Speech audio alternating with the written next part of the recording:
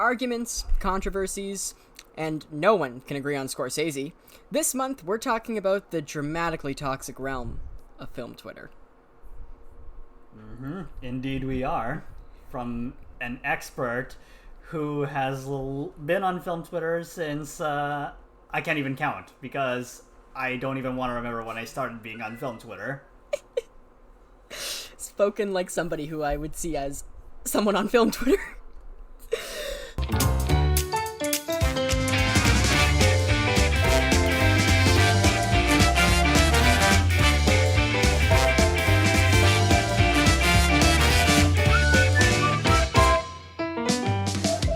Hello and welcome to 21st Century Cinema. It's the podcast about film and the film industry. I'm back in the leader's chair today after Noah Shepard hijacked the show from me last month with a sports movie quiz. That's right. If you listen to that episode, you know I know nothing about sports movies.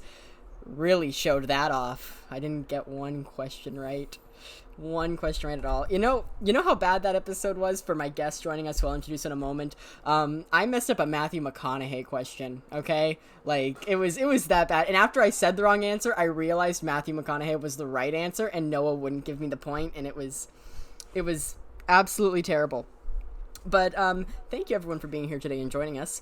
We have an exciting episode. You see, we talk a lot about film and the film industry on this show, but we don't talk a lot about the everyday people who love film like us, and we hardly ever touch on social media. Well, today we're going to put those two topics together and explore the world of film Twitter. Is it as toxic as people claim? What's up with MCU stans? Are insider scoops reliable? And why does Joe hate Grace Randolph? But first, indicated by our Twitter game, it is obvious that we are no experts on film Twitter whatsoever. So we're bringing with us an expert who knows his stuff. Ladies and gentlemen, please welcome back to the show, Jaime Rebanal, who was with us last year to talk about TIFF. He's back again. Jaime, welcome back.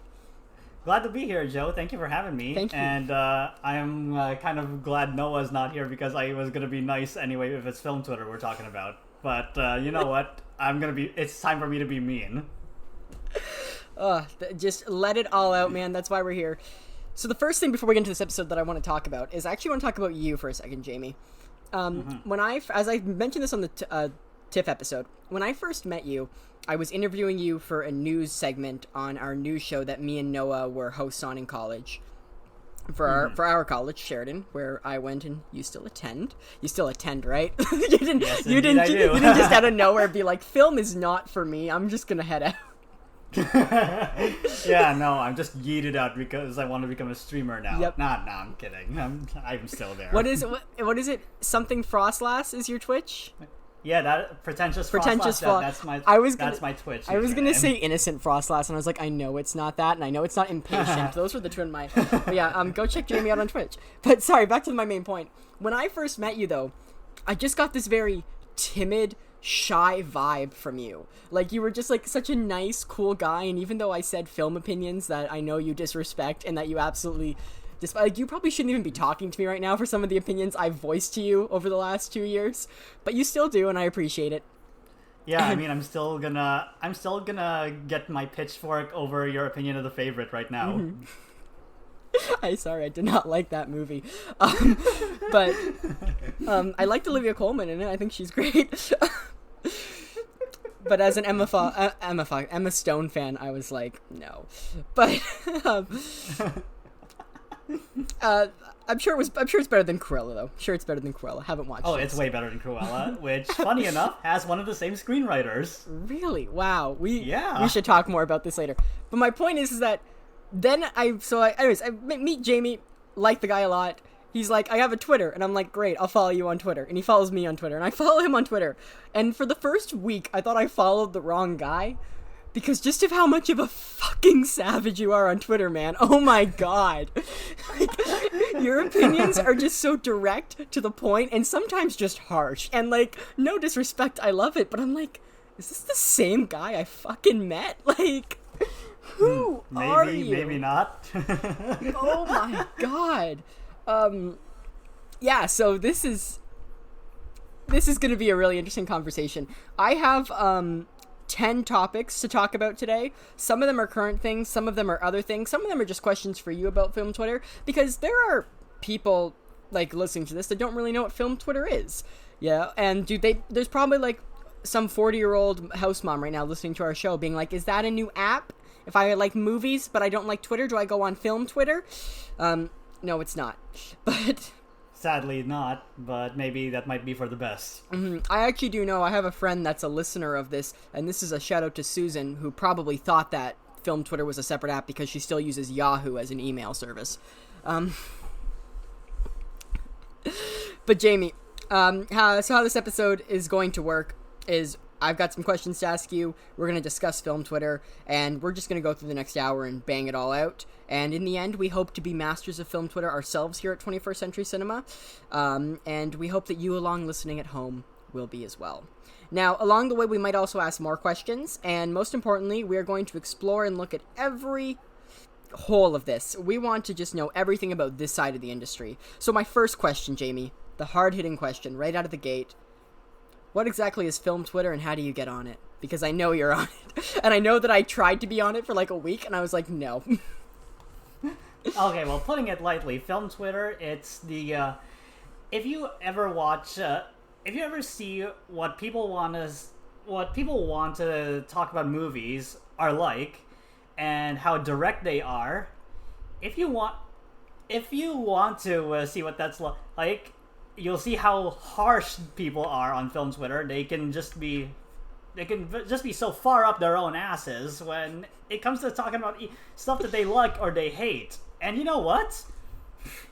I don't even know if I'm the same person anymore just from being on film Twitter for so many years. Are you admitting that you're one of them? Like, maybe not.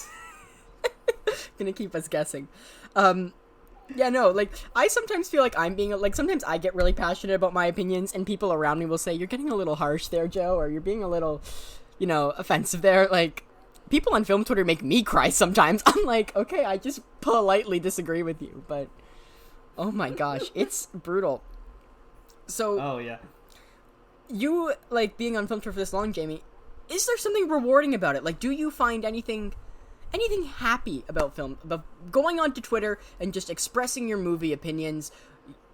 Is there anything good about it? Well, for one, I found that I did make a lot of friends through Letterboxd over on film Twitter, and that's one of the few rewarding things about it, because sometimes when you share your opinions on movies, no matter how much you may disagree with somebody else, sometimes you'll find another person who finds themselves playing on the same playing field, even if you have such widely dissenting opinions from one another, and sometimes it's easy enough to get along with them. And plus, I found myself getting along with a lot of film critics, and some of the people who follow me, what do you know, they happen to have those blue check marks next to their account names. That is really cool.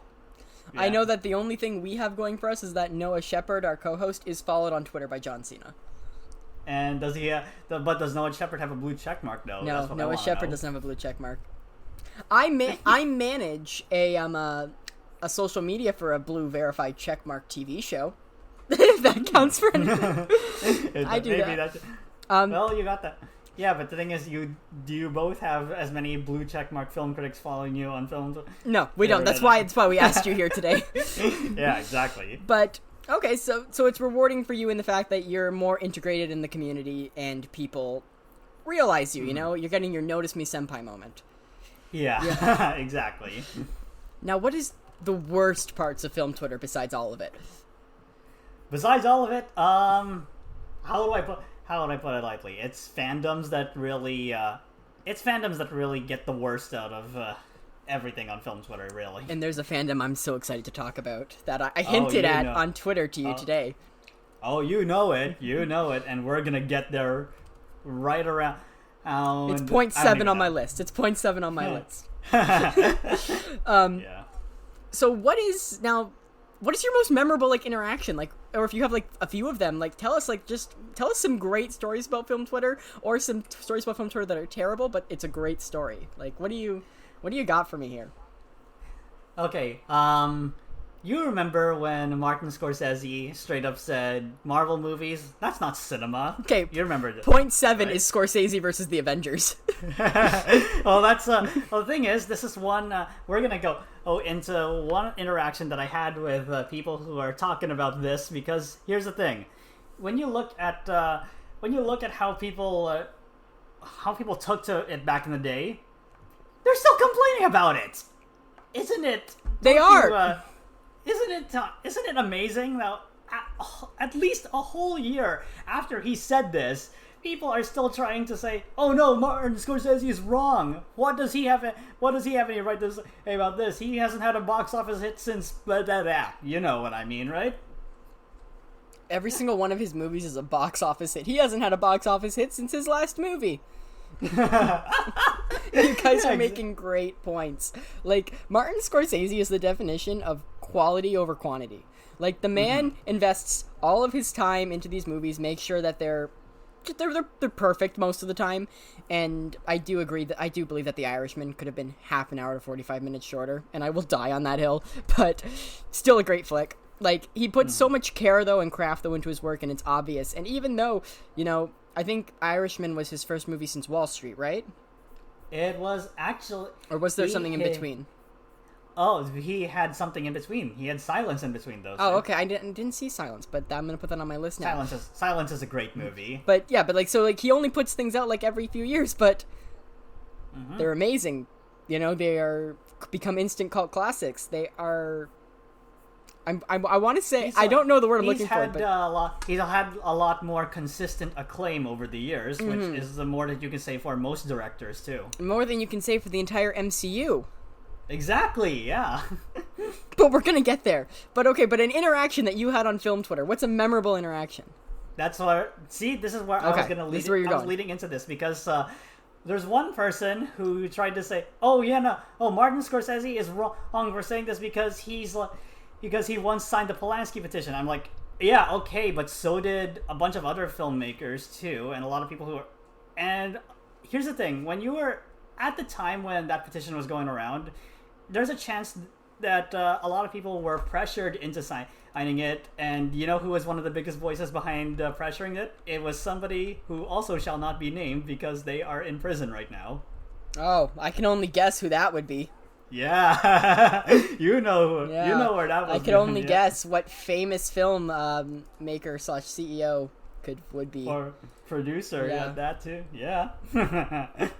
But here's the thing, like, if you're trying to say, okay, so Martin Scorsese is wrong all of a sudden just because he did this thing 1 year ago, and a lot of people who signed that petition in the day probably don't stand by it anymore. And also, here's a little thing. But then here's what they sorry Jamie to cut you off, but we should probably, just for everyone listening before, the Polanski petition is a petition that was signed, I believe, in the late 2000s, early 2010s, somewhere around there, which was demanding the release of Roman Polanski from prison. Roman Polanski famously went to prison for underage sex. Was it trafficking, or I don't know exactly the exact charge. Well, for one, he drugged and raped a young girl back in the 70s, and he hasn't been allowed in the United States ever since then because he fled to escape his sentencing. Yeah. So that was the whole signing the Polanski petition. Sorry, continue though. Someone was saying about signing the Polanski petition. Yeah, but here's what I wanted to say. Hey, if you're gonna are you using this to just say that Marvel isn't to say that Marvel is cinema all of a sudden? Like, what does this have to do with that? And if you're gonna use that, are you gonna also go after Scarlett Johansson because of the fact that she's also made a few movies together with another film director who might also be quite canceled, putting it lightly? I'm surprised Scarlett Johansson hasn't been canceled after Ghost in the Shell, if I'm being honest. You know who that famous film director I'm talking about is. Yes, but we'll leave the name out of it. We'll let our viewers figure that out. It's Woody Allen. Freaking Woody. I have so many, I don't know, I just want to ask Woody Allen so many questions, but at the same time I don't. You know what I mean? Because Because he just creeps you out. He's so creepy and so fucking, just so fucked. But I want to just hear him speak and say something to me, you know? I want to just be like someone who could, like, somebody brings up, like, Woody Allen, I want to be like, Woody Allen once said this to me. I want to have that story. I want to be like, Woody Allen once said this to me.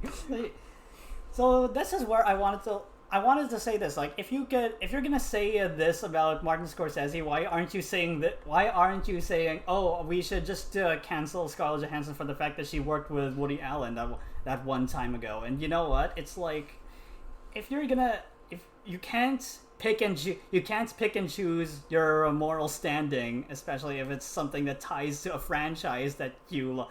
And you know what? I could care less about Polanski. He could just go rot and die in a jail cell for all I care to, because he should have been. That's where he should be. Anyway, you know. I'm not disagreeing with you. Mm-hmm. So in knowing though what you've told us now, Jamie, the good and the bad, if you had to put together just a quick little survival guide for film Twitter, like what is the best way to survive on film Twitter? What would be your advice to someone just starting out? The best way to survive film Twitter is basically just stay small. Really, you don't want to get into the arguments with a lot of fandoms there, especially when it's the Marvel, Star Wars fans are just straight up Disney adults on the site, because you know you're gonna be there for a really, really long time if you're just gonna be arguing with them too. Yeah, I like to think that I'm on Film Twitter, that's what it should be, Film Twitter vicariously through you, because I just look at all of your interactions and your retweets and your tweets, and whenever you're making points I would also have, I just like them, and then sometimes when it's a little bit more contained, I'll make a little joking comment, to just you, but that's how I essentially get my Film Twitter dose, is through you. I won't lie, you're the person on Film Twitter that I'm mainly following just to see what's going on, because once again, I tried to tweet out a few opinions and things and be on there, and I was like, this is not what I want. I just wanted people to be like, I agree, or I disagree, but here's why, and instead it was like, here's why you should die. Yeah, this is why I feel like I can't always be around Film Twitter way too much, because I remember there's another interaction that I did want to. I didn't particularly interact with this person, but it's a tweet that about Seven Samurai that came out just because Zack Snyder once said, "I really like Seven Samurai." Oh my gosh! And I'll read this for you, because it is a wild, wild time. All right, you ready? Mm-hmm. It says, I'm watching Seven Samurai and realizing this is the movie that masturbatory filmmakers incapable of telling a story in 100 minutes cling to as an excuse for their worst impulses on why it's okay to waste the audience's time because they believe they discovered capital C cinema. And I'm like, yeah, okay. You're just saying this just because Zack Snyder said he did it. Just because Zack Snyder said he liked it. I'm going to bring up a point. And this is a point that my first ever film studies teacher ever brought up to me. My film studies teacher in high school, which is where I first watched The Seven Samurai. And he said to me, you know what? You can watch this movie. He's like, maybe one or two of you will love it. So the rest of you will probably hate it. And he goes, but I can pretty much guess that unanimously you'll all agree it could have been shorter. And he said, but keep in mind that the movies you love to go see, your superhero team-up movies or your big ensemble cast movies, wouldn't exist today without this movie. And he put it on, and that's all he said. And he's right. I 100% agree. These movies wouldn't exist. The inspiration for these movies wouldn't happen. But then there's also so many great things. Like, I don't know if you are a Star Wars guy, but I am a Star Wars guy. And I am. I like to think that I am, too. Love The Mandalorian. And The Mandalorian has done it, and it's just the most recent example in my head. I know so many other shows have done it. I'm not saying Mandalorian was the first. But so many shows have done their own little, contained Seven Samurai episode, where they've taken this idea, they've done it and put it into their own worlds to give new spins on it or build upon it in different ways, and it's so much fun, and it's a great freaking idea. And even though personally, I saw the Seven Samurai once, and I won't lie, I probably will never watch it again in my life, but I can appreciate what it did and what it is for itself, and I didn't hate the movie when I watched it. you probably might not. Yeah. Even if you probably aren't gonna watch it again, you have to at least admire the influence that it's left on so many filmmakers coming afterwards. Whether they go from very much like the beginning of that map. Like it's right there. It is one of the early gateways, and it is one of the reasons why we have films like we have today. And I don't know, just as much as there are old movies that I absolutely love, there are old movies that I can go without. Yeah. But they all, in some way, paved their way to what we have now. I'm gonna say I feel that same way about Gone with the Wind because I just genuinely really hate that my movie. Gosh, buddy, me and you both. But like, I absolutely love The Cabinet of Dr. Caligari, and you wouldn't really have like last-minute twists in movies without that. Like that was the first movie to be like, let's throw the whole thing around. And yeah, like you can do that about like storytelling too. There are so many also like great books then with like big twists at the end. Like Cabinet of Dr. Caligari is like one of the earliest landmarks of that. And that's such a great movie, I love that movie. I was so surprised when in film studies my teacher was like, we're going to watch a silent film. And I was like, God, this is just going to be cheesy and terrible. And I watched it and I'm like, this is one of the best fucking things I've ever watched. It's great. It's so much fun. Yeah. So here's why I brought up that one. Yes, sorry to derail you, but go. No. We're actually going into the right track because the thing is, if you're saying this about Seven Samurai just because Zack Snyder once said he liked the movie, like, what are you even trying to gain? What the hell did Zack Snyder do to your family? I don't understand why people on the site also have this like weird aversion to Zack Snyder. I don't get it either. Okay, I'll admit I love Watchmen, but I love the book, that's why, and I watched the movie and I'm like, this is an alright adaptation. And also for the time where superhero movies now can do goofy, crazy things and people are like, that's great. Because that's a time that we're in right now. Like, The Umbrella Academy is a perfect example of that, where you can be wacky. But back in 2009, people were like, this needs to be more grounded in reality. And the way how Snyder takes a giant alien squid and turns it into this genius way of Dr. Manhattan's powers being used against him because Adrian is the smartest fucking man in existence was great. And I do love it, and I do love Watchmen. I do have my complaints about the movie. But at the end of the day, I enjoy Watchmen. I don't know what the fuck Man of Steel, Batman vs. Superman, Justice League, I don't know what any of them were. Holy fuck, they're... And like, the thing about Zack Snyder is like, he's just a guy who wants to make superhero movies, and he knows people who he's making these movies for. And Zack Snyder is a guy who got Final Cut 7 on his first computer, realized there was a slow-mo button, and just rode that puppy into the sunset. That's who Zack Snyder is. Oh yeah. That's like the perfect description of his work. And you know what? I get that his movies may not be for everyone, but to just hinge on such an extreme hatred that you have for him, like, that's just straight up deranged in my opinion. Yeah, and then just being like, he liked Seven Samurai. Most people liked Seven Samurai in some way. Most people, and you know what? The funny thing about this is that Peter Ramsey, one of the directors of Into the Spider-Verse, had to chime in to say, I don't think that you're making the point you think you are. Yeah, like, but also amazing that Peter Ramsey got in on that. I can send it to you. I'm gonna send it to you right now. Please send me that. That's amazing. Like, that's Peter Ramsey got fucking in on that. Oh, that's great. All right. Before we get though into like the bad things about film Twitter that we're gonna rant about and be here a little bit on, I want to talk about one good thing. Something that I know I know only because I saw you retweet it a few months back, and I know that it kind of became a little thing that I know it was something on film Twitter. I'm gonna tee this up and tell me if you can guess what the topic is. It was something that you found out that is on film Twitter, and you wanted to find it. Okay? It was revealed in an interview with a news outlet. You wanted to find it and just see what it was. And I just want to know if you found it or not. Do you know what I'm talking about? I'm lost. Can you tell me? Robert Pattinson's secret film Twitter account. Ah, yes! I actually don't have his secret film Twitter account. I'm still looking everywhere for it. Yeah, I wanna see that. It's honestly just him retweeting photos of him in the lighthouse every day. That's all it is. Oh my god. I could only imagine, because the thing is, I want to know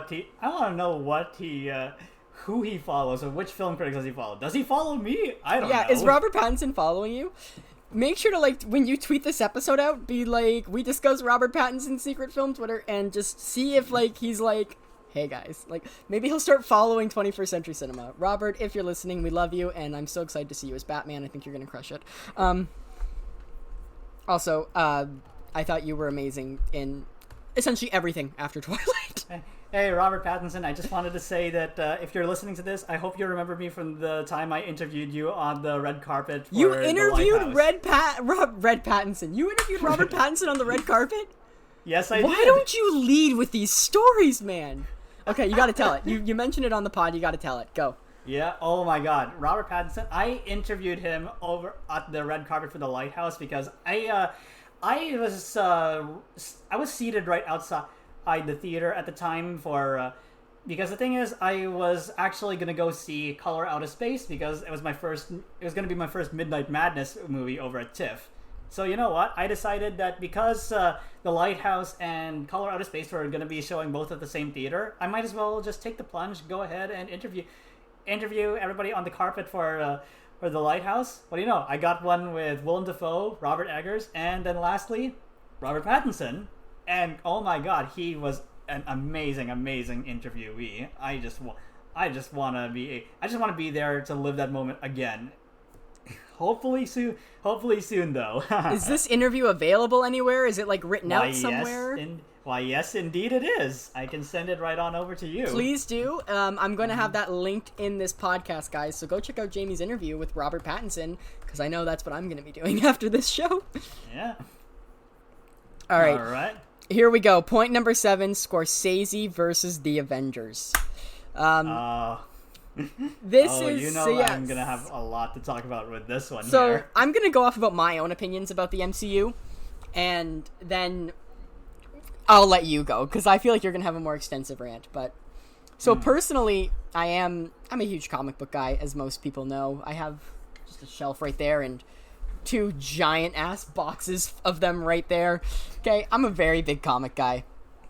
And the reason why I actually am into comics is of a story from the 1990s called The Infinity Gauntlet, written by Jim Starlin, art by George Perez. I met both of them at a dinner. There's my flex. Is that I met Jim Starlin, the man who created Thanos.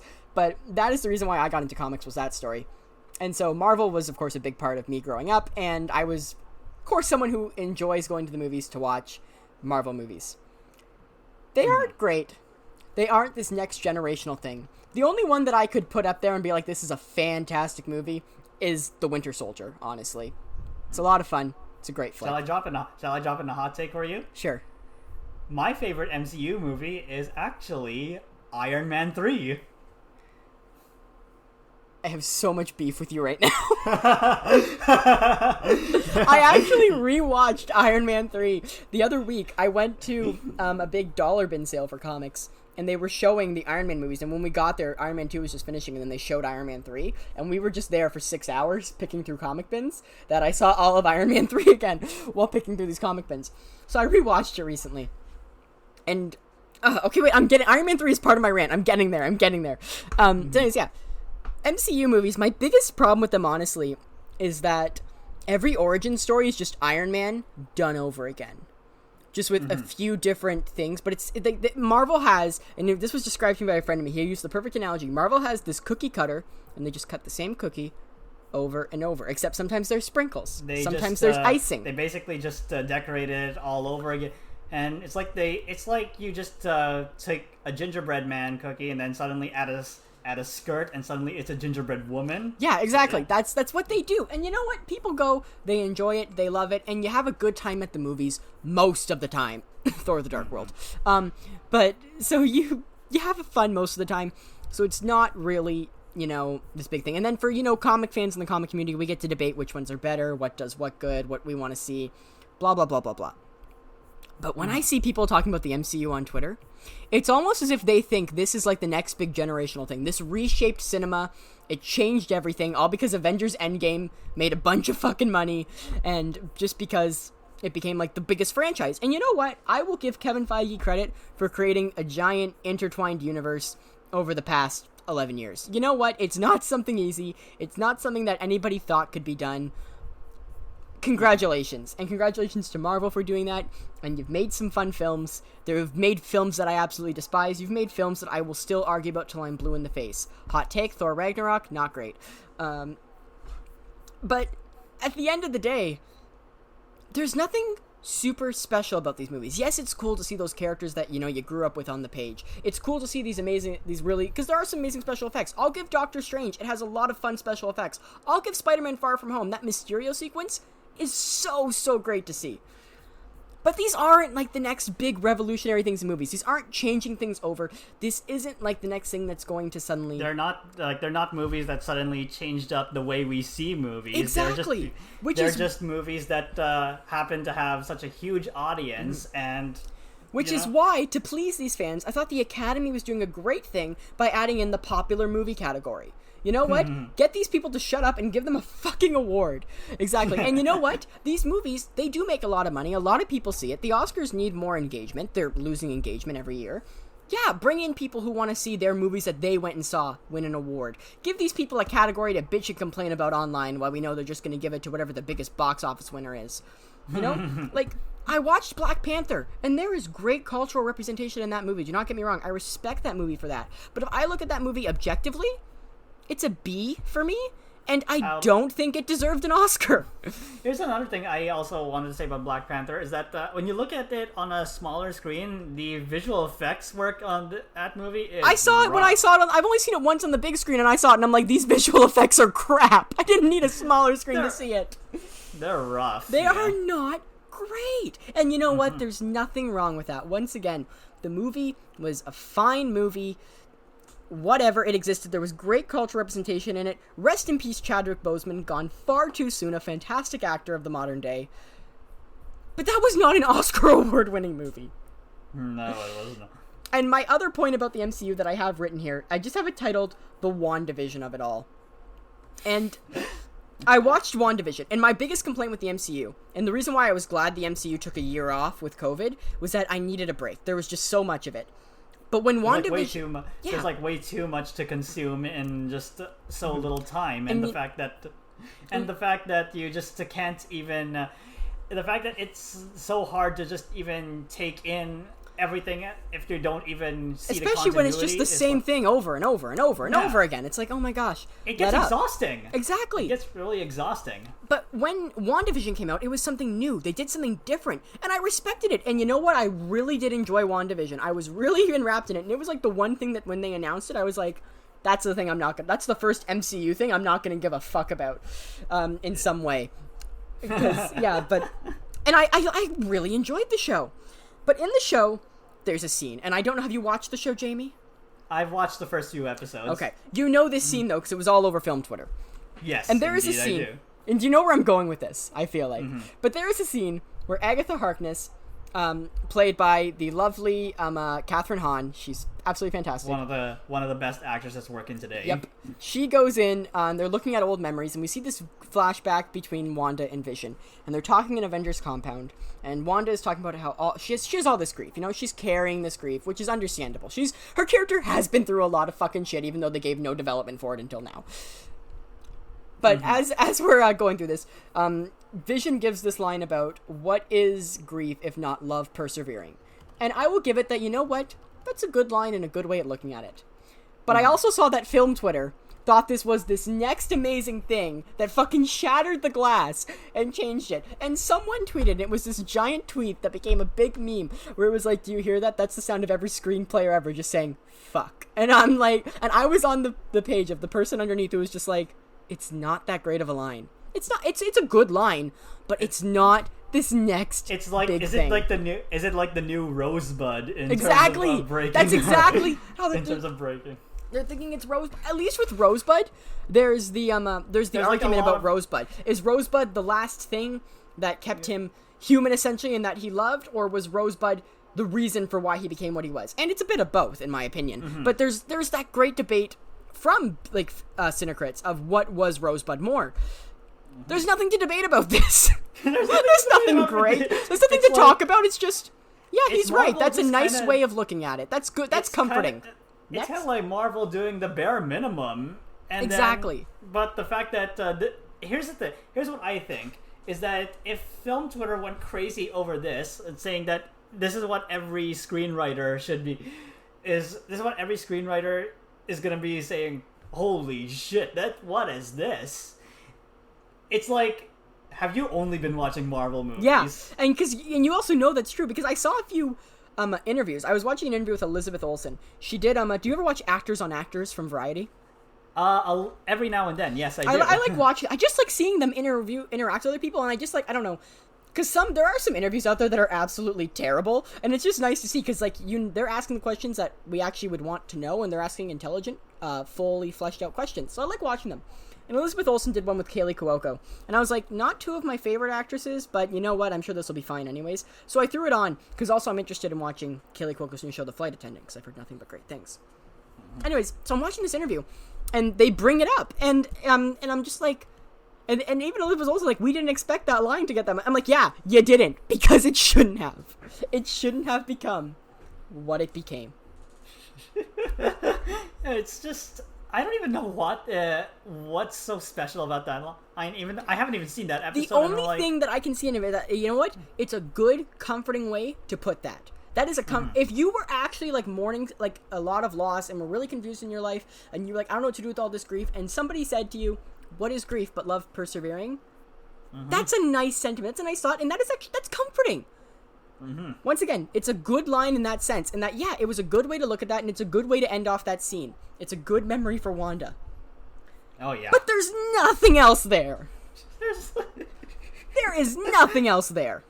There's no substance to that. I know. And then there's like some nerds are saying, "Oh no! Oh, you hear that? Martin Scorsese is wincing in fear." No, he's not. He probably doesn't even give a crap. Martin Scorsese's working on his new movie. He doesn't even know WandaVision's a thing. Oh my god. Oh, but then, also what made me mad, this is my last point to make about the MCU, is that WandaVision ends on a pretty high note. It was pretty solid. And then Falcon and the Winter Soldier shows up, was goddamn terrible. It was just an action-packed sequence going on for 6 hours of this forced buddy cop comedy that was just like cringy at most. Like, it wasn't even great. It was literally just like, to all those people who wrote fan fictions about Captain America and Bucky, they were like, here's Bucky with Sam. That's what it was.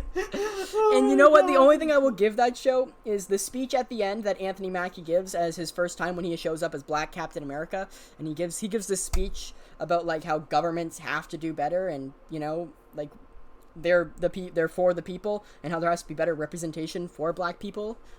Great speech. You know what? It was actually a well-written speech. I'll give the show that. But besides that, I was like, this show was a fucking disaster and a terrible follow-up to WandaVision. Oh, be careful with whichever Marvel stands are gonna come after you after this. Come after at listening. me, Marvel stan. My best friend is a fucking Marvel stan. Okay, I put up with this daily. Oh my god. My best friend saw the freaking leaks of the Spider-Man No Way Home suit, and he's like, I already know this is a terrible movie. And I'm like, you know what? I've read some things online from insiders, which is my next point to talk about. And I'm like, if the insider things are true, it'll probably be a terrible movie, but you can't judge it based off because you don't like the fact that he's wearing black and gold. Like, you know, I also wanted to talk a little bit more about how Martin Scorsese's comments, which weren't even that bad. No, really. They weren't. Like, it was honestly the fucking truth. Is that these movies are blockbusters. They're popcorn movies. They're theme park movies. Yeah. But here's the thing. Go watch them and have a good time. Yeah, it's like, but this is not the next big thing. Like, what's so bad about a movie being a theme park? Because, you know, back when Steven Spielberg was at the height of his popularity with Jaws, Indiana Jones, Jurassic Park. Exactly.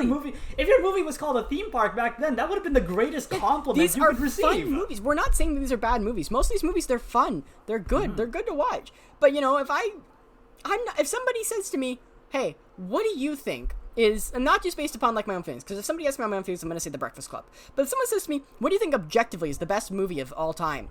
I'm not going to fucking say one of Spielberg's movies in the 80s, or I'm not going to say an MCU movie. I'm going to probably say The Shawshank Redemption or The Godfather. That's what I'm going to say.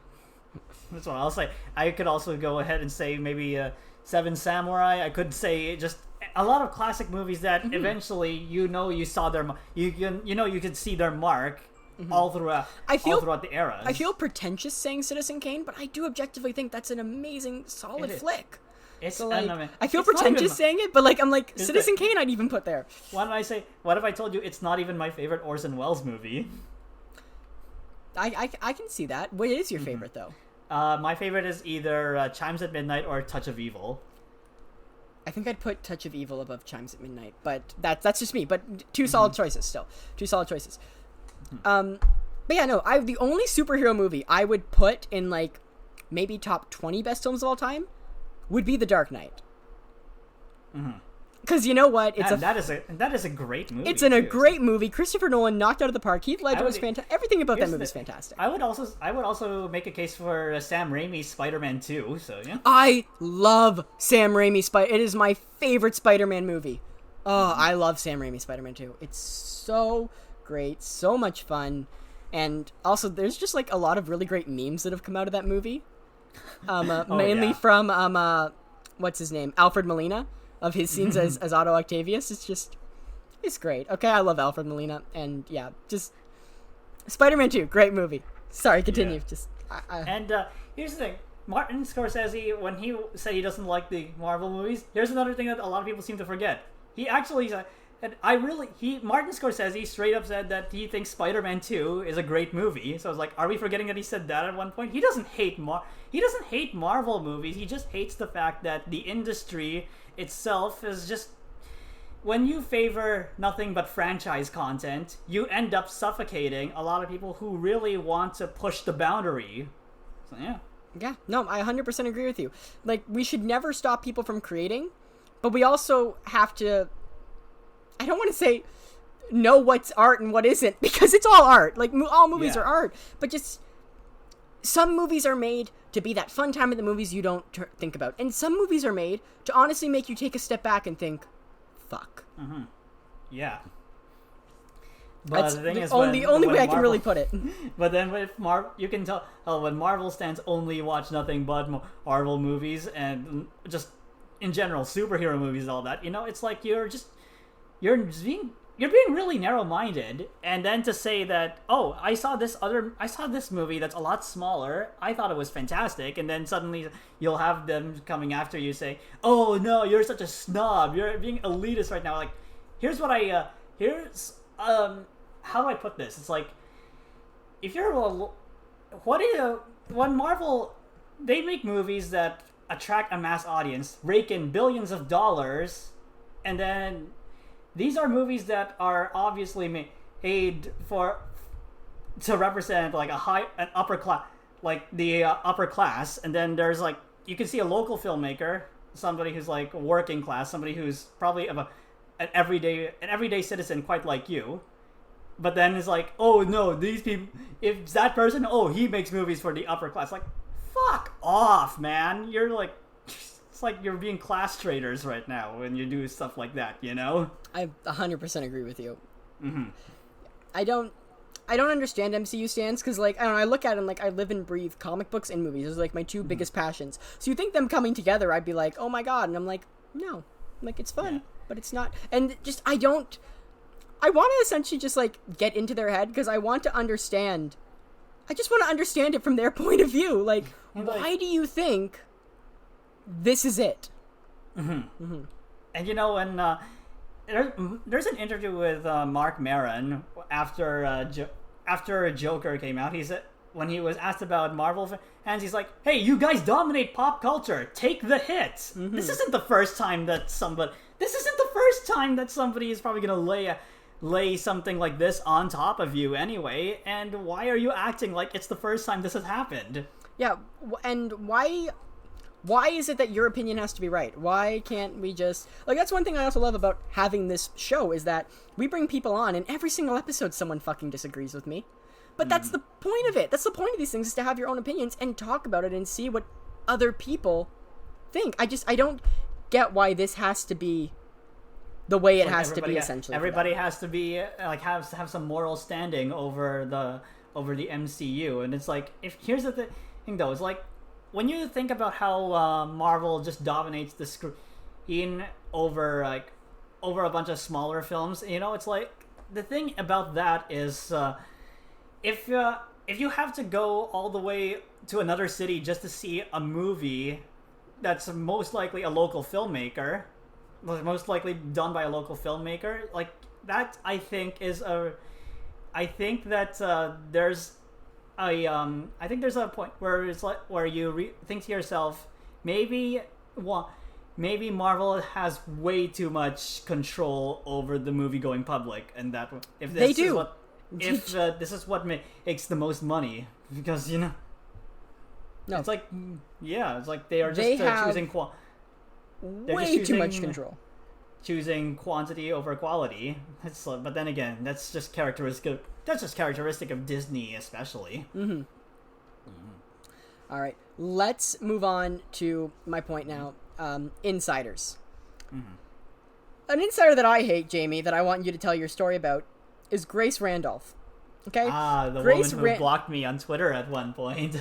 Grace Randolph is an insider who, I guess sometimes she's right, sometimes she's not, whatever. That's not my problem with her. My problem with Grace Randolph is her goddamn attitude and the way she acts, and how she has literally just straight up made things up and lied before about things on Twitter, and then just tries to act like she's in the right. Mm-hmm. But I want to know what you did to piss her off. Because if someone disagrees with her like enough, she just blocks you. For some reason, I'm unblocked by Grace Randolph. I don't even know what I did. It's like, here's the thing. She said, she once tweeted, "How is Joker not on the most anticipated, on the list of most anticipated festival premieres?" I'm like, you know the answer to that already. Because comic book people aren't going to watch the Joker at a film festival. The people going to a film festival. And not only that, it's a movie that opened so soon after film festival season. Mm-hmm. Like it opened up over at Venice, won the Golden Lion over there. I don't even know how that happened, but and it also opened at TIFF. You know that people are gonna be watching it. You know people are gonna be watching it anyway, even after film festival season, because it's gonna make waves. Like what? Mm-hmm. I'm pretty sure it was one of the most anticipated movies that was coming out anyways. Yeah, and not only that, at the same festivals that at the exact same festivals, Parasite was also showing. Everybody was up. A lot of people who are super into the film festival, but that they would be watching something. They would be going after that. Hell, when I went to see Parasite over at TIFF, want to know something? As soon as the tickets were on sale, Parasite tickets, poof, gone. Yeah. And then, okay, we just add another screening. Okay, 10 seconds later, gone. Yeah. Yeah, you got lucky in getting yours. Mm-hmm. Indeed, I did.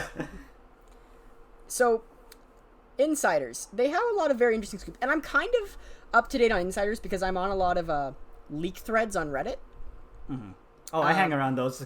I hang around those every now and then too. So I like checking those out. Mostly I'm on the gaming ones, but I also check out Star Wars and Marvel and DC and just like my regular interests. Sometimes for comics, sometimes for movies, and then if I just see anything else going on. Because let's face it, I'm not looking for leaks on Damien Chazelle's Babylon. If I want to know what's going to happen next with something, I'm looking for the continuing story. But anyway, so I kind of keep up with insiders. And another one that I see a lot that people have a lot of mixed opinions on is Daniel Richman. Mm. He is wrong a lot of the times, but people still take his word very literally. Oh man, I don't even know why that is either.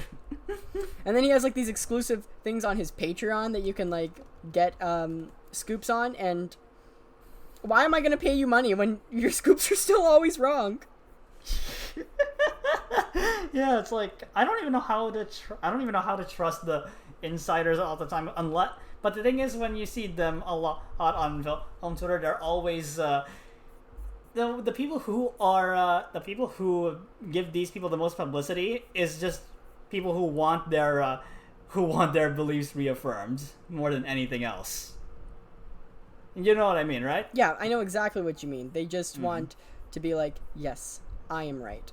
But yeah, no, because there's a lot going on right now for Spider-Man No Way Home in terms of leaks. So many of them. and they all sound terrible. So I kind of hope one of them's right, so that all the MCU fans can be like, this was supposed to be a great Spider-Man movie. I'm sick and tired of hearing Tobey Maguire and Andrew Garfield are going to be in it. They're either in it or they're not. You'll know eventually. Please shut up about it. But yeah, no, all these insiders, though, they're always just going off on these scoops, and people are always blowing up about it, and some people take the word as... And there are some sensible people out there who are like, this doesn't sound that realistic, or I'll believe it when I see it.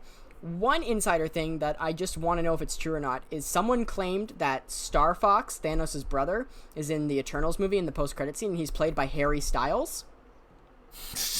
That was all right. Also, just a gutsy move for Marvel to put Star Fox in their live-action universe when he is literally known for just raping women in the comics. Okay? Yeah. And then he went on trial for it, and he got She-Hulk to be his lawyer because she was dating him at the time, and then the comic ends with her realizing that he was manipulating her and hypnotizing her and raping her the entire time.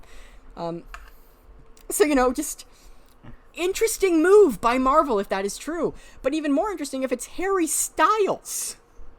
I can't even see that. I can't even see this happening. Exactly. But I want to know now, Jamie, after reading that. I'm like, is this real?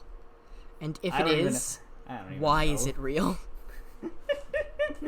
I wouldn't even know. It's probably because Kevin Feige is thinking he's running out of characters. We need to put somebody else He's in not, here. though. That's the thing. He is very much not running out of characters. And if he was, he runs all of Marvel Comics now. Just tell them to fucking create someone. Just do whatever. Just do whatever. Go crazy, man.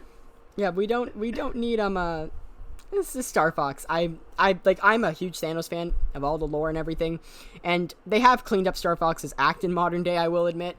And you know what? When I read a book with him, sometimes he's good, sometimes he's bad. But even I'm like, I don't want to fucking see Star Fox in the Eternals movie. You killed off Thanos. I don't want to see Star Fox at all now. If he's not fucking arguing with his brother about something, I don't care. Yeah. Yeah, no. So I just find it all very interesting.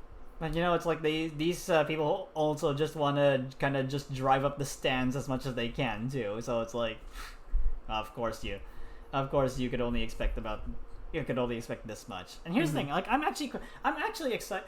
I'm actually looking forward to Eternals because it's directed by Chloe Zhao. Yeah. She made. And as we talked about last time, she made Nomadland, which I thought was really, really beautiful. So I want to see what happens when she's taking on a big budget project too.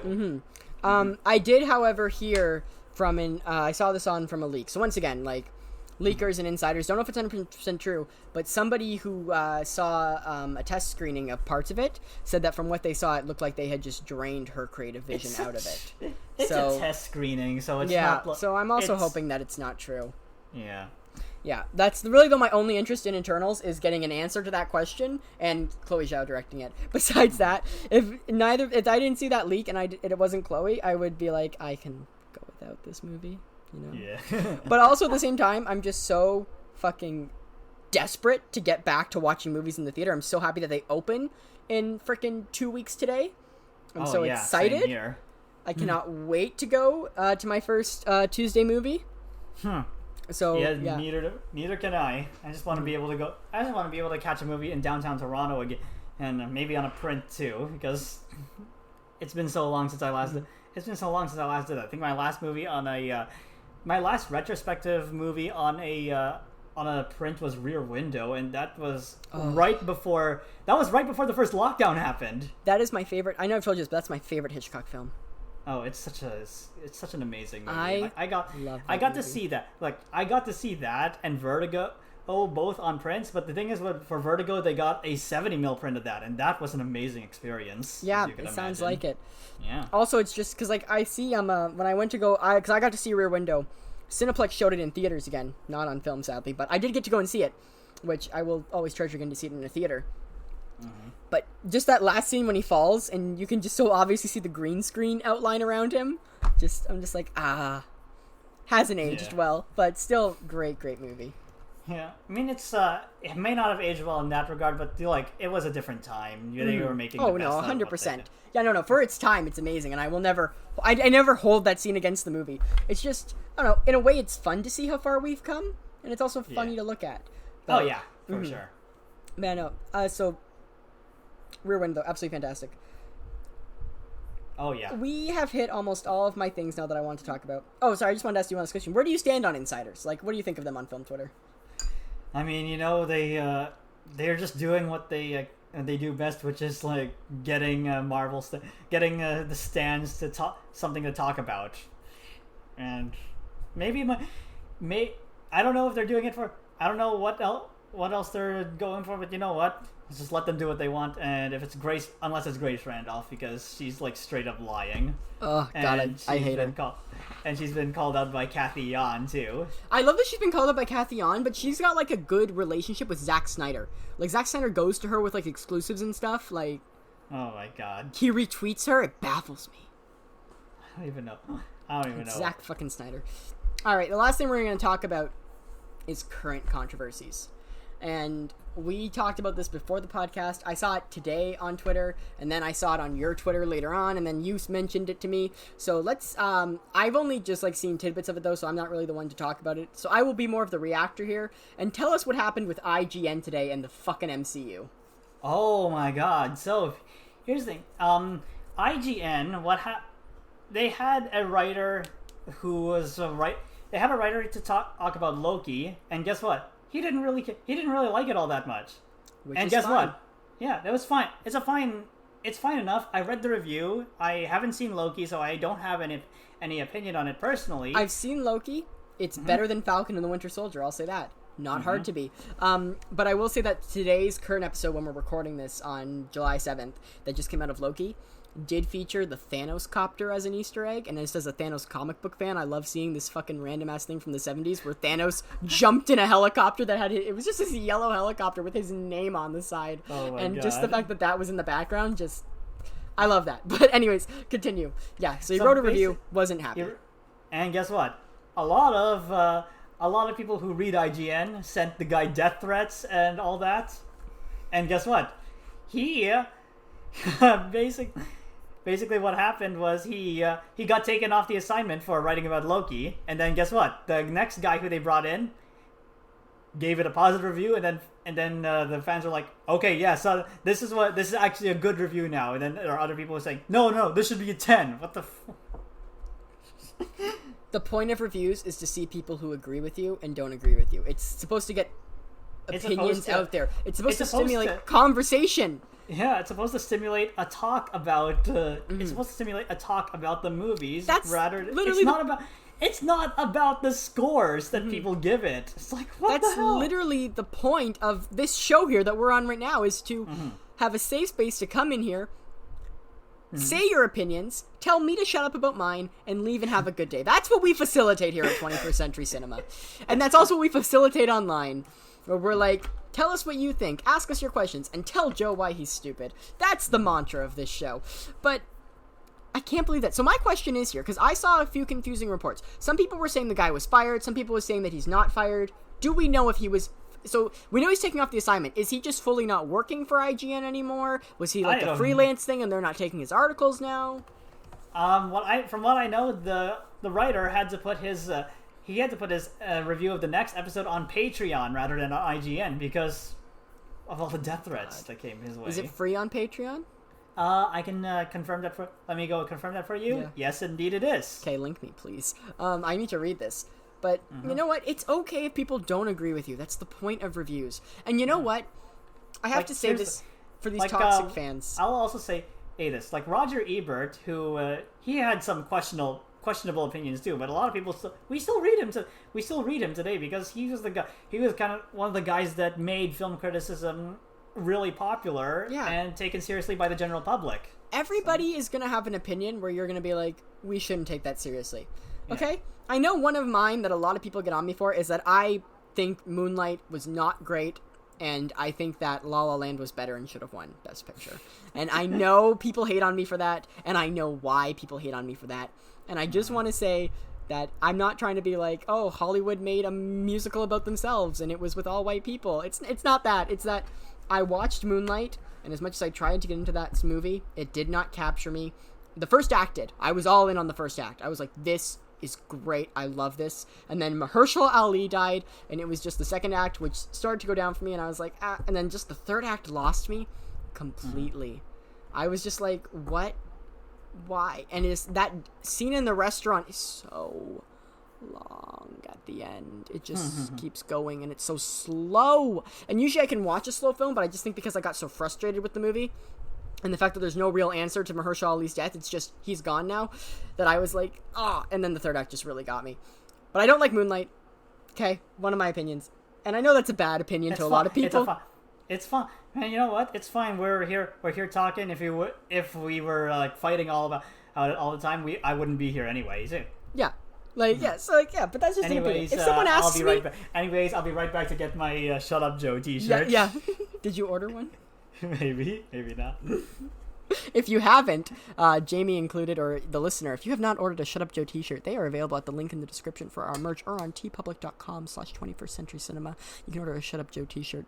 The art was done by our amazing guest host who comes on every so often, Noah Schaefer, our resident comic book expert for our comic book films. Yeah, check it out. Great art. Too many people that I know own it and wear it with me in public. I have a friend that wears the hoodie with me in public. That's a thing. Perfect. Yeah. But yeah, doesn't even listen to the show. Just fucking bought this sweater. I want to put that out there. I have people in my life who don't even listen to this show, but bought the merch. That is amazing. I wish I could. I wish I was at the point where I could stream on Twitch, and then I'll also show off my Letterboxd reviews every now and then. And because that's the sort of thing I want to do on Twitch. I want to just do a lot of film commentary every now and then, and in between all the games that I play too. Yeah. But back to the main point. This is like the point of comments and reviews is to just talk about your opinion. And no guy should have to be penalized for that. He should not have to put it up on his Patreon. He should not have to lose his job over that. And these toxic fans, what I just want to say is, things need to be said about it.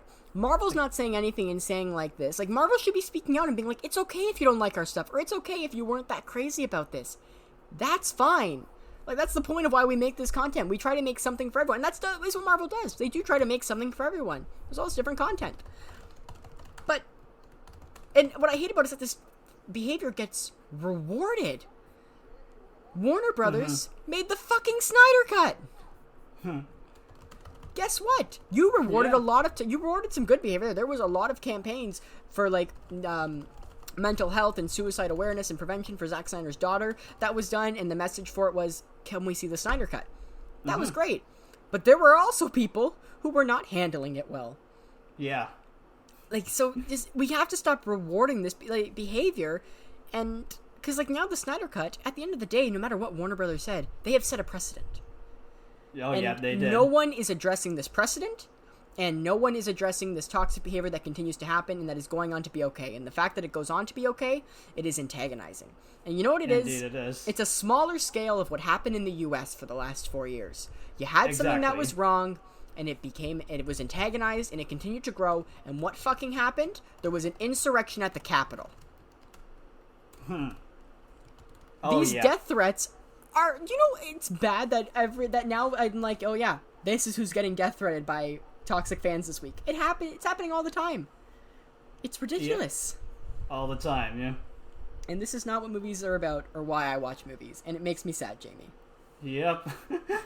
It's like, you guys don't even understand what the whole point of film criticism is if you want to just see a review that reaffirms what the hell you're thinking too. Like, come on, I don't read a Roger Ebert review just to find an opinion that I agree with. I read his reviews because it's like I want to know how to get my own opinions out in a way that grabs the audience. And you know what? Roger Ebert was really great when it came to that. Now, if this was a review that was going off and it was being like racist, or it was going off about Loki being gender fluid or something like that, to that effect where it is discriminatory, sorry, I'm trying to say the right word there, or it is annihilating people or groups, that is wrong, and that's then when you should, not death threat, don't death threat someone, but that's when you should be like, this is not okay, this person needs to be removed, etc., etc. But when they're just saying, I didn't like this that much, but it's good that you did, Why do you care so much? If you liked it and you had a good time watching it, congrats. That's great for you. Move the fuck on.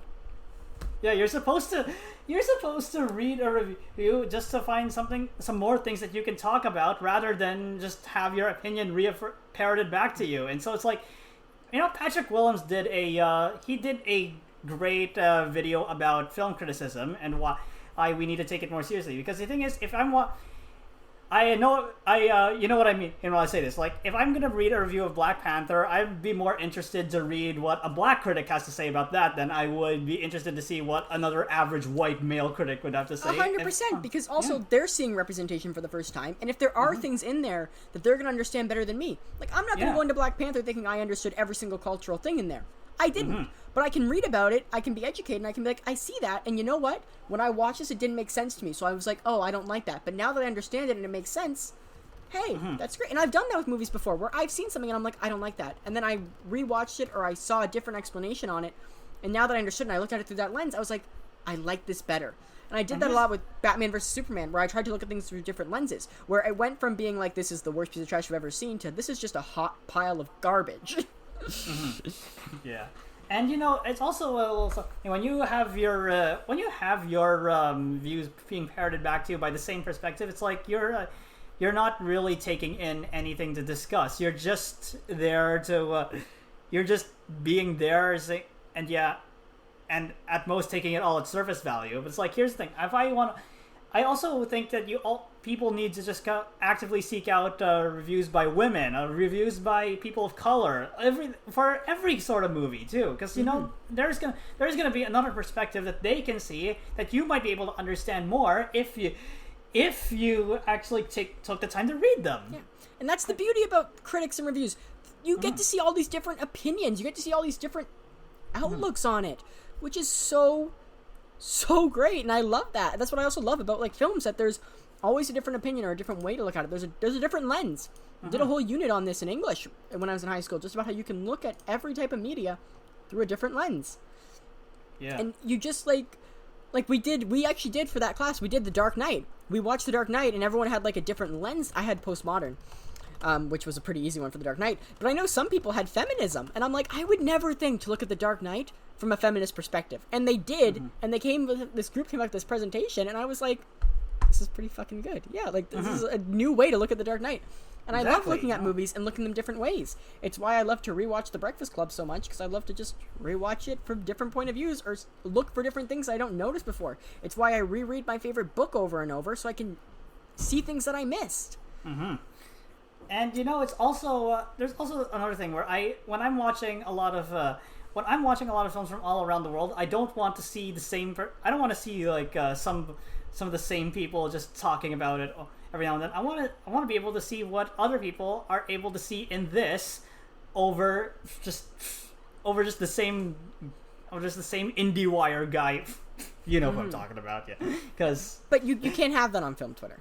Yeah, and here's the thing: like IndieWire, they were a publication. Unfortunately, I'm gonna say this for hate up. They have a lot of great people writing for them, but unfortunately, it's like they call themselves the voice of creative independence. And then what do you know? Just recently, they published an article. It's like, here's all the best Black Widow merch. Like, yeah, okay, yeah. IndieWire, what the hell? Oh, you're supposed to be about it. You're supposed to be here to share voices about independent creators, and then you're doing this? Come on now. Yeah. No, you know who is the real voice of independent creators? Matthew McConaughey. He does so much indie stuff. So great. Love that man. Anyways, I think that essentially now we're just ranting though about how the fandom is toxic and how, this was part film Twitter, part the MCU stands fucking suck. But that's what I see the most on film Twitter is that, if there's not a freaking actual controversy with a member of film Twitter, it's the MCU stands just causing a muck on it. And that's also why I've cut back a lot on my Twitter habits and why I only check it once a day now, which is really good for me. Oh yeah. Believe me, it's like whenever I see people just piling on a film critic for having a different opinion, like half the time I'm just looking at, saying like, what are you trying to gain from this if it's something you just you disagree with? I mean, I've seen badly written reviews. I'm gonna proudly call those out as soon as I see them. Like I'm gonna proudly call out and I'm gonna proudly call out Marvel shills who are just gonna say, "Oh, Martin Scorsese only makes gangster movies." Like that's obviously not true. The guy made Hugo in the past 10 years. The guy also made Silence. Those aren't gangster movies. Yeah. Hugo, really good. Mm-hmm. I was lucky enough. Sorry, to see now that I'm just thinking about Hugo. Yeah, and you know what? I was lucky enough to see that in 3D. And God, that was such a gorgeous. Really? Was it good in 3D? It was amazing. It's amazing in 3D. I'm gonna tell you something. I'm a little turned off from 3D because, like, Hugo, I don't doubt you. I 100% believe. But just like that's like a once in like a batch thing. Like so many times, 3D is just so overdone now. I try to avoid 3D because I don't enjoy watching it too much. The glasses are too tight, and I'm just like half the time this isn't even worth it. And the 3D is not good. So I avoid 3D mostly. That's why I watched it over at the TIFF Lightbox. They also had They also had somebody who worked on the movie do a little introduction, and that was a great. That's awesome. Yeah, that's what I love about. See, this is what I love about being able to see movies over downtown out at retrospective screenings, versus being in the theater for the same old Marvel movie. Like we could see the Marvel movies. We can see those at any time of day. I don't feel the rush to see them first day. Whereas a retrospective screening, those are only going to come like once every few months. This movie only shows up there one day. Mm-hmm. I want to rush to see that. It's like I went to see here's the thing. I went out of my way to see Seven Samurai on a 35mm print. Oh my God, that was. How often does that happen? How often do you get to see a movie on print these days, man? Exactly, yeah. I know you have a little bit more, you're able to see a little bit more easier because you're in Toronto. But from where I grew up in the Niagara region. I grew up in the most southern part of Ontario. We don't get shit there. When Star Wars comes out, the movie theater digital. In my city, 8 out of the 10 theaters are showing Star Wars. Mm-hmm. So I'm obviously like, I guess I'll go see Star Wars this week because it's what I can see. And the other two movies I already saw. And here's the thing. I also have to go. Here's the thing. Even though I also have to go all the way out of my way to a different part of Toronto just to see another movie that probably won't have the same airtime over a really big theater in the area too. It's like I have to see. Here's the thing. I went out of my way to see High Life in the theater. So that doesn't have that. It never showed up over here in Mississauga because, of course, it's a smaller movie. Why would it show up there? Mm-hmm. I also had to go out of my way. I also had to go to. I had to go all the way downtown just to see. I had to go all the way downtown just to see Phantom Thread on the big screen because, of course, that's not going to come to. Really? It came to. It was in Oakville. Yeah, it was in Oakville. Yeah. It didn't come to Mississauga at all. So yeah. That's weird. Yeah. I do want to say though, I think the two smallest movies that ever came to my theater down in my home city. One of them was Midnight Special, which I know we've talked about before. Such a great movie. I love it so much. One of my favorite sci-fi movies of all time. The second one was a movie called Sicilian Vampire. Mm-hmm. Have you ever seen it? I've heard of it. I haven't seen it, though. I'm going to tell you the funniest story right now about Sicilian Vampire. Okay? I don't know why, but our theater, okay, a Landmark Cinemas in Niagara, in the Niagara region of Southern Ontario, was chosen to be the premiere of Sicilian Vampire. That's crazy. How often does that happen around... Wait for it. So my manager, because I worked at Landmark Cinemas at this time. So my high school job, my manager, who I was very close with, comes up to me. And he's like, Joe, celebrities are coming. The people in the movie are coming. You know, the director's coming. He's like, we're going to have a VIP line for concessions. He's like, I want you to be the one that talks to them and, you know, gives them and everything. He goes, and you know, and you're a film guy. You know, this will be great for you. It'll be great for me and everything. And I'm like, okay, cool. I'm in. So, like, and then he's like, and you'll work with, they had, like, an extra supervisor brought in to, like, help me out and everything. So, and I was also friends with the supervisor at the time. His name was Greg. And so I went up and I'm like, Greg, I hear work this thing. He goes, yeah, did you hear who's in this movie and who's coming tonight? And I'm like, no, who? And he's like, Michael Caine. And I'm like, shut the fuck up. I'm like, Michael fucking Caine? He goes, yeah, Michael Caine. I'm like, British guy, old, white hair, Michael Caine? He goes, yeah, Michael Caine. And I'm like, okay, so I am hyped here. I'm like, fuck, I'm gonna meet Michael Caine, Jamie, okay? Mm-hmm. Do you know what's going through my mind where I'm like, I'm gonna meet fucking Michael Caine? So we go and we're standing there. And like, we're waiting and waiting. Jamie, nobody showed up to the premiere. Oh, wow. Not even the director. One person who was just at the theater, bought a ticket, and went in there and saw it. The movie's apparently god-awful and completely terrible.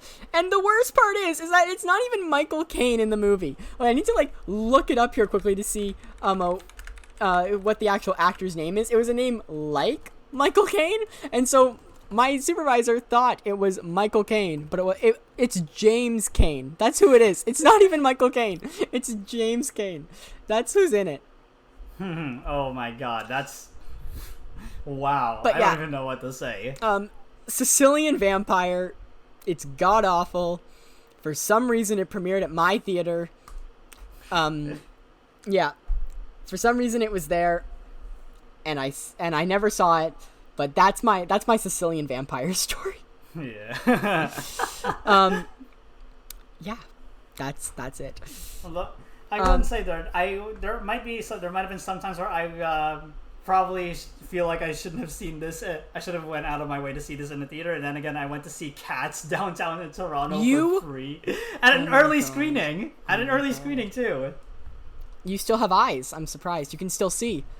And guess what? I saw it for free. I still wanted a refund. Yeah, I would want one too, man. Oh, wait. But if you saw the advance, you saw it without the completed special effects. Yeah, I don't think I need to see the completed special effects.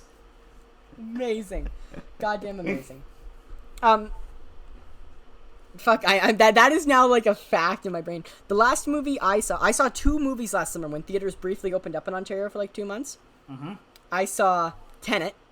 Mm-hmm. And I saw, New Mutants, because I was just like, this movie is finally releasing after like 6 fucking years. I need to. And during a pandemic, and it was so bad, and I knew it was gonna be bad, but it was so bad, which so sad for Anya Taylor-Joy, because she's actually a great actress. Sad she had to be in that, and Maisie Williams, but whatever. Yeah, that was terrible. But Tenet, I actually like Tenet, and I'm gonna argue with you here. This is gonna be our last thing. Is that I'm gonna argue with you on something that I saw you write an opinion on Film Twitter. Yeah. That Tenet is Christopher Nolan's worst film, and I argue it's Dunkirk. I guess I can see that. Like, I'm not the hugest Nolan fan, but like Tenet, to me, it was like super expository to the point where I was like, it is so straightforward, but it lacked something. It felt lacking. You know what I mean? And I feel like I'm gonna be like a pompous ass for saying this, okay? So don't judge me.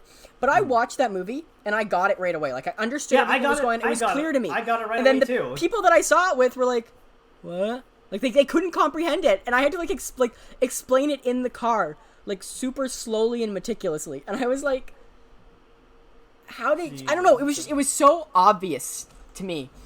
And yeah, I don't know. But Pattinson was great in it, and he's great in everything. The main guy, what's his name? Jay. John David Washington. Thank you, John David Washington. Who is literally called the protagonist. Yeah, the protagonist. That's a funny part. I'm not saying the movie's perfect. There are definitely issues with it. Excuse me, but I think it's better than Dunkirk, and I'll die on that hill. And I enjoyed it. That's fair enough. I respect that. All right, Jamie. I want to thank you so much for being on this, for just sitting down with me for the last hour and a half and just going off about stuff. Hey, no problem. Thank you so much for being our guide. It's always a pleasure to have you on this show. We will definitely have you back again. And I am holding you to your little promise there of seeing a movie together at TIFF this year, if it happens. Hey, hopefully, if it does happen, let's try to catch one of the Midnight Madness screenings, because those are going to be a wild time. You're gonna fucking kill me. You know I'm old now, right? I work like a 9-to-5 job and everything. Like I go to bed at 10:30. My God, you're gonna fucking kill me. I'm not in like my college days, Jamie, where I was up till like 4 a.m. Where a midnight movie, I'd be like, yeah, as long as we get dinner. But for you, I will definitely just to see a movie with you, and then at the end see if our opinions line up or not. It's something I'm looking forward to immensely. Hey, same here. But thank you so much, Jamie, for being a part of this episode and joining us. And if you want to go ahead and plug right now, where can people find you? Where can they see more of you? Oh, you can find me on Twitter over at Firewalk with Jamie. Like, I'll type it in. Like, wait, hang on. It's in the description. It's in the description. I put it on the description. It's in the description below. Yeah. You can also find me on Twitch at twitch.tv/pretentiousfrostlass. And yeah, there we go. Mm-hmm. And he is also on Letterboxd. Yes, indeed I am. I know you're on Letterboxd because you followed me on Letterboxd, and I was like, cool. Exactly. And then a bunch of other random fucking film people followed me on Letterboxd, and I can only assume it's from you because I am not known in the film community, and I didn't advertise to anyone that I had a Letterboxd account except you and Noah Shepherd. That was it. So, hey, yeah. you gotta use your Letterboxd a little bit more, man. I do. You know what the problem is though? Is that I haven't seen besides like Netflix films and everything, and I don't want to review like the movies I saw on like Netflix and Prime because I'm like, this isn't worth my time. I did see I saw The Hitman's Bodyguard's Wife at a drive-in a few weeks ago, and I was like, this is great. This is gonna be like my big return to reviewing movies again because I always post my reviews online on my social medias. It's like, this is it, and I watched it and I was like, this isn't my time. That movie the plot is so convoluted and so stupid. Like, there's a few funny jokes, but not a good sequel. Yeah. Alright. Sad. Hey, thanks for having me here again, Joe. Thank you so much for being here, Jamie. It is always a pleasure, and it's always just great to see you again. And I'm sure that after speaking with you, I will still go on Twitter tomorrow morning and be like, is that the same guy? Yeah. Thank you so much for listening to 21st Century Cinema. Please make sure you're following us. We are on Instagram at 21st Century Cinema, Twitter at TFCC Podcast, and Facebook. You can find us on either 21st Century Cinema or TFCC Podcast. So you just got to remember one of the two. You can get our merch at tpublic.com/21st Century Cinema. Check it out there. Check out our Shut Up Joe. It's always a great sale. Get it while you can. Patreon.com/TFCC is our Patreon. Go ahead and support us over there. This entire episode in its raw format will be available there with me and Jamie talking. And who knows what's going to be cut from this, because I honestly don't want to cut any of it. I've loved it so much, but I will try to shave it down to be just under an hour, so you're going to have about 20 to 25 minutes of extra content that you can get on Patreon. So go get that. And finally, check out all of Jamie's stuff. Check out myself on Instagram at the one and only JDV. Check out Noah at Shepwrecked, and check out Ava at Crivello02. And we will be back next month. We are working on making that coming of age, the movies that shaped us in our childhoods. We are working on making that episode happen, where us hosts will be sitting down with our parents and talking about the movies that we were shown as kids by them and how it affected us. Noah Schaefer, guest host, will be joining us for that. And then we have an exciting episodes for you also in September. I know Noah Shepherd's working on some exciting things in October. And then, as always, send us your own questions on our Q&A, because December is our annual Q&A. I can't believe I'm already advertising December. We're at that point in the year already. But go on Instagram, send us. We always have an open inbox, and we'll be answering your questions at the end of the year with our big old round table.